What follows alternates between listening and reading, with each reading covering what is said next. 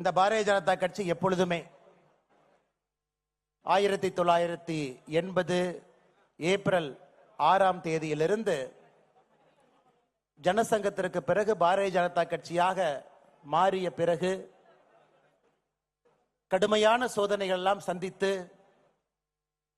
நாட்டினுடைய இறையாண்மைக்கு பிரச்சனை வந்த பொழுதெல்லாம் நாட்டிற்காக போராடி வடகிழக்கு பகுதியாக இருக்கட்டும், காஷ்மீராக இருக்கட்டும், பஞ்சாபாக இருக்கட்டும், அனைத்து இடத்திலும் கூட இந்தியாவினுடைய இறையாண்மையை காப்பாற்றுவதற்காக குடும்ப ஆட்சியை தவிர்த்து நேர்மையானவர்களை மன்றத்திற்குள் அனுப்புவதற்காக ஒரு நல்லாட்சியை அளிப்பதற்காக எப்பொழுதும் பாடுபட்ட ஒரு கட்சி. இந்த கட்சி சாதாரண தொண்டர்களை தலைவர்களாக ஆக்கி அழகு பார்த்து அதன் மூலமாக வளர்ந்த ஒரு கட்சி. வேற எந்த ஒரு கட்சிக்கும் இல்லாத ஒரு அடிப்படை வித்தியாசம் பாரதிய ஜனதா கட்சிக்கு. ஒரு தொண்டரை கண்டுபிடித்து அந்த தொண்டருக்கு ஒரு பொறுப்பு கொடுத்து அந்த பொறுப்பின் மூலமாக கட்சியும் வளர்ந்து நாட்டையும் வளர்த்தி இன்று 2025 மூன்றாவது முறையாக தொடர்ந்து பாரத பிரதமர் நரேந்திர மோடி அவர்கள் ஆட்சியில் இருக்கிறாங்க. பல மாநிலத்தில் ஆட்சியில் இருக்கிறோம்.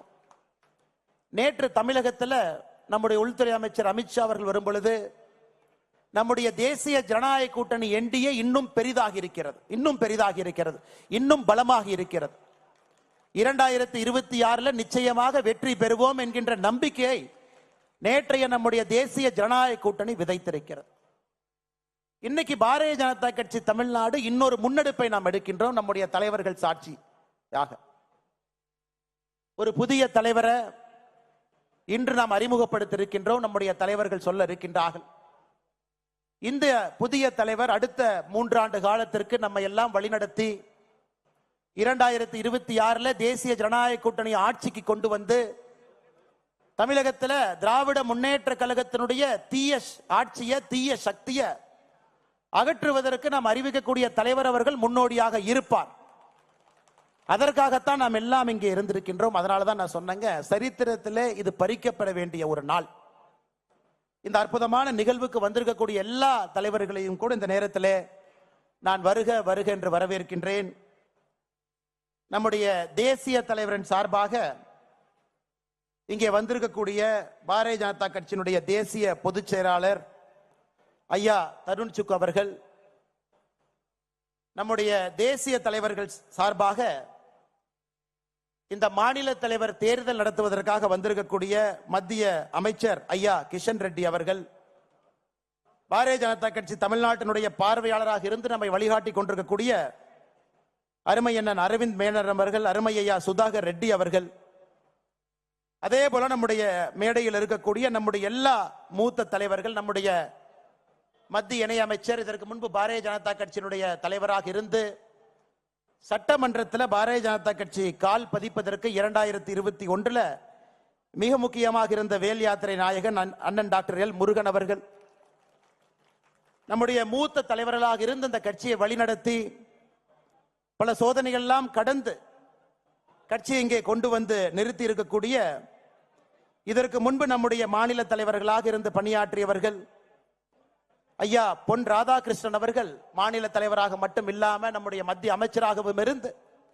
சோதனையான காலகட்டத்தில் நம்முடைய பாரதிய ஜனதா கட்சியை வழிநடத்துறவங்க ஐயாவுக்கு என்னுடைய நெஞ்சார்ந்த வாழ்த்துக்களை தெரிவித்துக் கொள்கின்றேன். அதே போல 5 ஆண்டு காலம் பாரதிய ஜனதா கட்சியினுடைய மாநில தலைவராக இருந்து 2 மாநிலத்தினுடைய ஆளுநராக பணி செய்து இன்று ஒரு சாதாரண தொண்டனாக நம்ம எல்லாம் வழிநடத்தி கொண்டிருக்கக்கூடிய அருமை அக்கா டாக்டர் தமிழிசை சவுந்தரராஜன் அவர்கள் நம்மோடு இருக்கின்றார்கள். அவர்களுக்கும் என்னுடைய நெஞ்சார்ந்த நல்வாழ்த்துக்களை இந்த நேரத்தில் தெரிவித்துக் கொள்கின்றேன். அண்ணனுக்கு பதவி இருக்கோ பொறுப்பு இருக்கோ, எப்பொழுதும் ராஜாவாக இருக்கக்கூடிய முன்னாள் தேசிய செயலாளர் ஐயா ஹெச் ராஜா அவர்கள், முன்னாள் சட்டமன்ற உறுப்பினர்கள் நம்மோடு இருக்கின்றார்கள். அவருக்கும் இந்த நேரத்தில் என்னுடைய நெஞ்சார்ந்த நல்வாழ்த்துக்களை தெரிவித்துக் கொள்கின்றேன். மதிப்பு மிகுந்த நம்முடைய மகளிர் அணியினுடைய தேசிய தலைவியாக இந்தியா முழுவதும் இன்னைக்கு தமிழ் பெண்களுக்கு ஒரு பெரிய மரியாதை. எங்க போய் பார்த்தீங்கன்னாலும் புடவை தான் எல்லாரும் கட்டுறாங்க நார்த் இந்தியாவில். அந்த அளவுக்கு பட்டி தொட்டி எல்லாம் தமிழகத்தினுடைய கலாச்சாரத்தை எடுத்து சென்றிருக்கக்கூடிய கோயம்புத்தூர் பகுதியினுடைய எம்எல்ஏ அக்கா வானதி ஸ்ரீனிவாசன் அவர்களுக்கு என்னுடைய நெஞ்சார்ந்த வாழ்த்துக்களை இந்த நேரத்தில் வணக்கத்தை தெரிவித்துக் கொள்கின்றேன். அதே போல மேடையின் மீது இருக்கக்கூடிய எல்லா மூத்த தலைவர்கள், மாநிலத்தினுடைய துணைத் தலைவர்கள் எல்லாம் இருக்கிறாங்க, மாநிலத்தினுடைய பொதுச் செயலாளர்கள் எல்லாம் இருக்கிறாங்க, மாநிலத்தினுடைய செயலாளர்கள் எல்லாம் இருக்கிறாங்க, அணிப்பிரிவினுடைய தலைவர்கள் எல்லாம் இருக்கிறாங்க, மாவட்டத்தினுடைய புதிய தலைவர்கள் 67 மாவட்டத்தினுடைய புதிய தலைவர்கள் இருக்கின்றார்கள்.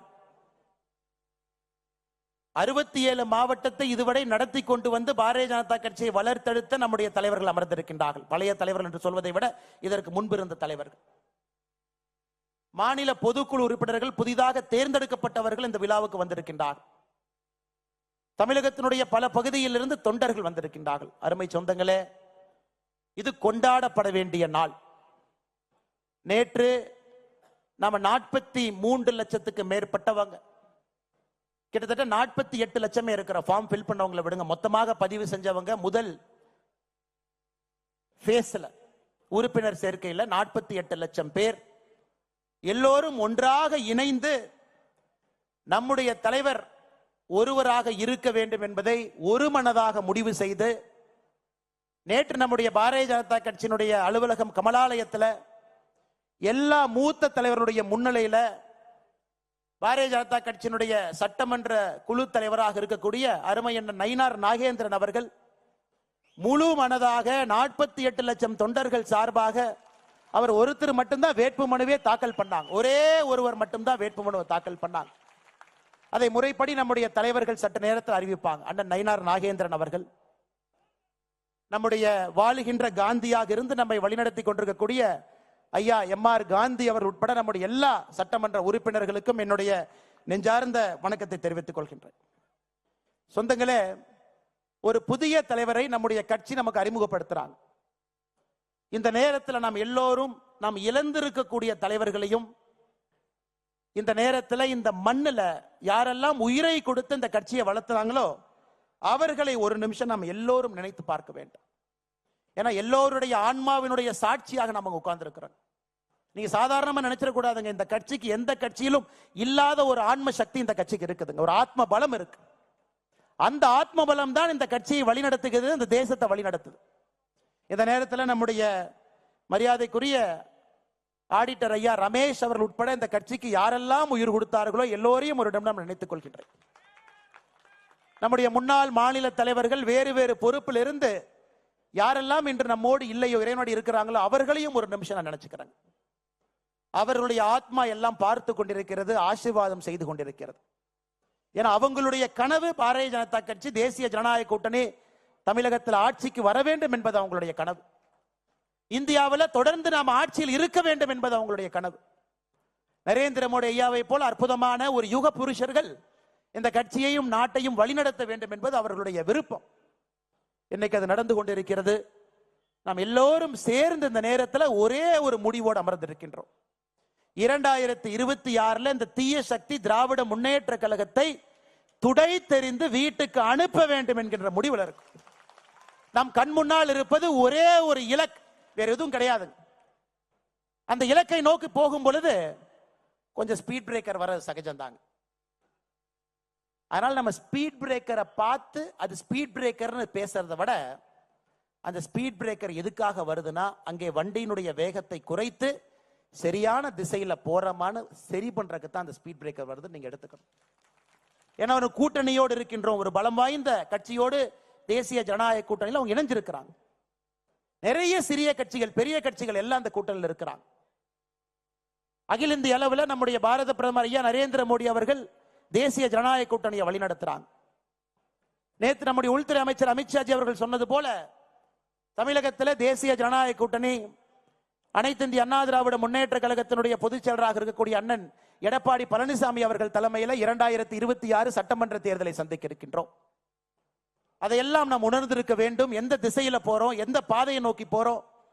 ஏன்னா இன்னைக்கு நமக்கு இலக்கு தெரியும், திராவிட முன்னேற்ற கழகத்தை வீட்டுக்கு அனுப்பணும். இலக்கு சரி, பாதையும் சரி. இன்னும் 9 மாசம் எந்த பாதையில போக போறோம்? தலைவர் கிடைச்சிட்டாங்க, அந்த பாதையில் நம்மளை கூட்டிட்டு போறாங்க. இலக்கும் தெரியும், பாதையும் தெரியும். பயணிக்க வேண்டிய தொண்டர்கள் நாம் எல்லோரும் இங்கே அமர்ந்திருக்கின்றோம். அருமை சொந்தங்கள், இன்னும் ஒரு 5 நிமிடத்துல இந்த அற்புதமான 4 ஆண்டுகளாக உங்களை எல்லாம் வழிநடத்துவதற்கு ஒரு பெரிய பாக்கியம் எனக்கு கிடைச்சிச்சு. இந்த அற்புதமான கட்சி அக்கா தமிழிசை சவுந்தரராஜன் அவர்கள் நான் பொறுப்பேற்கும் பொழுது ஒரு வார்த்தை சொன்னாங்க, தம்பி இந்த கட்சிக்கு ஒரு ஆத்மா இருக்குதுப்பா. எந்த நேரத்தில் எந்த தலைவன் இந்த கட்சியை வழிநடத்த வேண்டும் என்பதை அந்த ஆத்மா சரியாக புரிந்து கொண்டு அந்த நேரத்தில் அந்த தலைவனை அந்த கட்சி தானாக தேடிக்கொள்ளும் என்கின்ற வார்த்தையை நான் பொறுப்பேற்கும் என்று அக்கா தமிழிசை சவுந்தரராஜன் அக்கா சொன்னாங்க.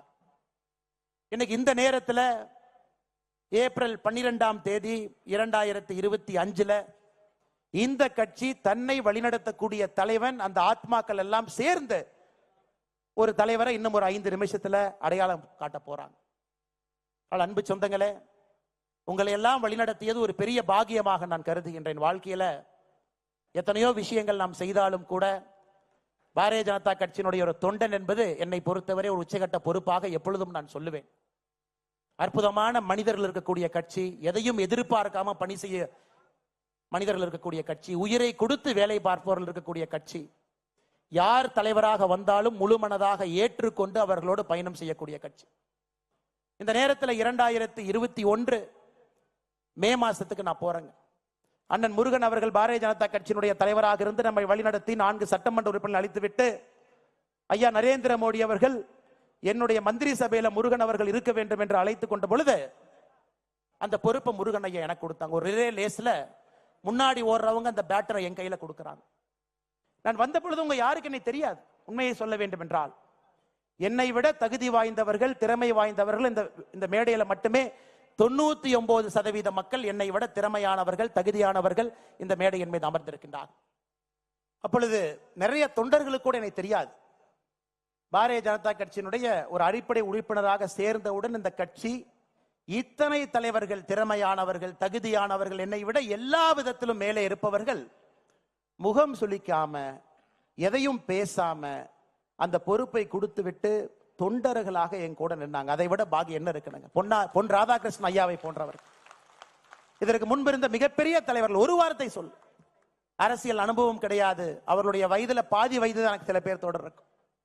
அப்படிப்பட்ட அற்புதமான மனிதர்கள் இருக்கக்கூடிய கட்சி இன்னைக்கு நாம் எல்லாம் ஒன்றாக இணைந்து ஒரு மனதாக முழு மனதோடு அவருக்கு பின்னால் அணிவகுத்து ஒரு படையாக நின்று 2026 தேசிய ஜனநாயக கூட்டணி ஆட்சியை கொண்டு வருவது மட்டுமே ஒரே இலக்காக நாம் நின்று கொண்டிருக்கின்றோம். அருமை சொந்தங்கள், இன்னைக்கு நம்முடைய புதிய தலைவராக நேற்று வேட்புமனு தாக்கல் செய்து அதை ஐயா கிஷன் ரெட்டி அவர்களும் ஐயா தருண் சுக் அவர்களும் அந்த வேட்புமனுவை ஆராய்ஞ்சு பார்த்துட்டு சரியாக இருக்கிறதாக தேசிய தேர்தல் அதிகாரி ஐயா லக்ஷ்மண் அவர்களுக்கு சொல்லி நம்முடைய தேசிய தலைவர் எல்லோருடைய அனுமதியை பெற்று இப்ப நம்முடைய புதிய தலைவராக சட்டமன்ற குழு தலைவர் அண்ணன் நயினார் நாகேந்திரன் அவர்கள் பாரதிய ஜனதா கட்சியினுடைய புதிய தலைவராக நம்முடைய கட்சி அவங்க அறிவிக்குது. அண்ணன் தருண் சுக் அவர்களும் கிஷன் ரெட்டி அவர்களும் ஐயா அவர்களுக்கு அந்த சான்றிதழையும் அவர் வெற்றி பெற்றதற்கான அந்த சான்றிதழை கொடுக்க வேண்டும் என்று அன்போடு கேட்டுக்கொள்கின்றேன்.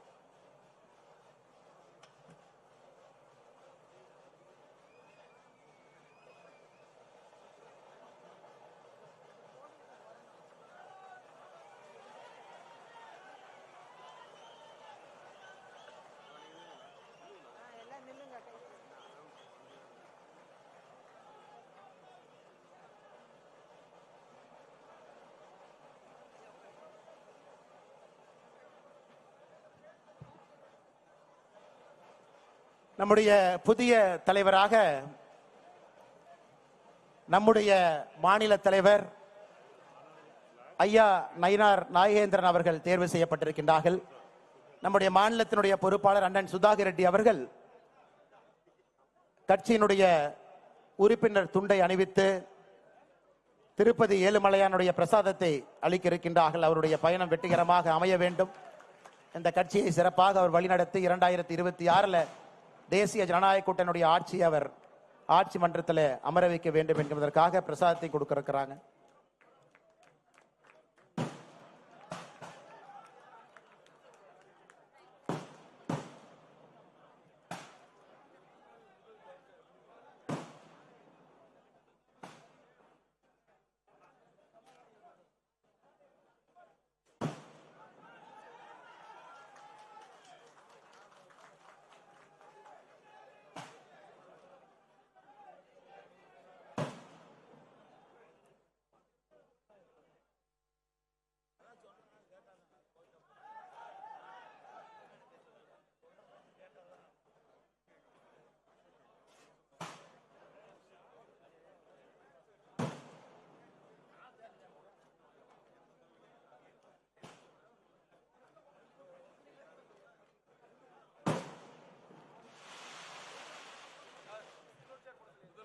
அன்பு சொந்தங்களே, நம்முடைய மாநில தலைவராக தேர்ந்தெடுக்கப்பட்டிருக்கக்கூடிய அண்ணன் நயினார் நாகேந்திரன் அவர்களுக்கு உங்கள் வாழ்த்துக்களையும் மேடையில் இருக்கக்கூடிய எல்லோருடைய வாழ்த்துக்களையும் இந்த நேரத்தில் உரித்தாக்கிக் கொள்கின்றேன். எல்லாரும் எந்திரிச்சு நின்று கரகோஷத்தோடு அவரை வரவேற்று அவருக்கு ஆதரவளிக்க வேண்டும் என்று அன்போடு கேட்டுக்கொள்கின்றேன். பாரத் மாதா கி, பாரத் மாதா கி, வெல்க வெல்க வெல்கவே, வெல்க வெல்க வெல்கவே, பாரத் மாதா கி.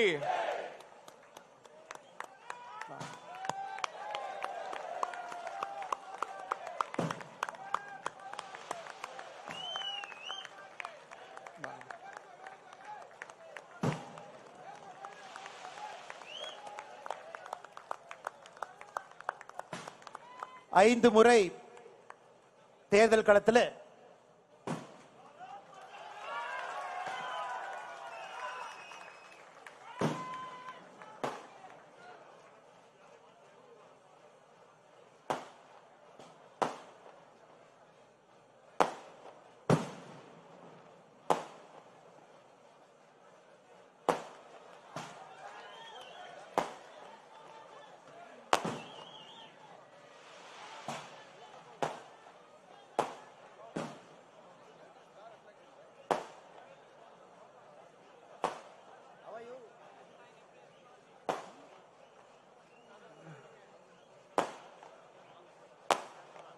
வாங்கண்ணா பேசுகிறேன்.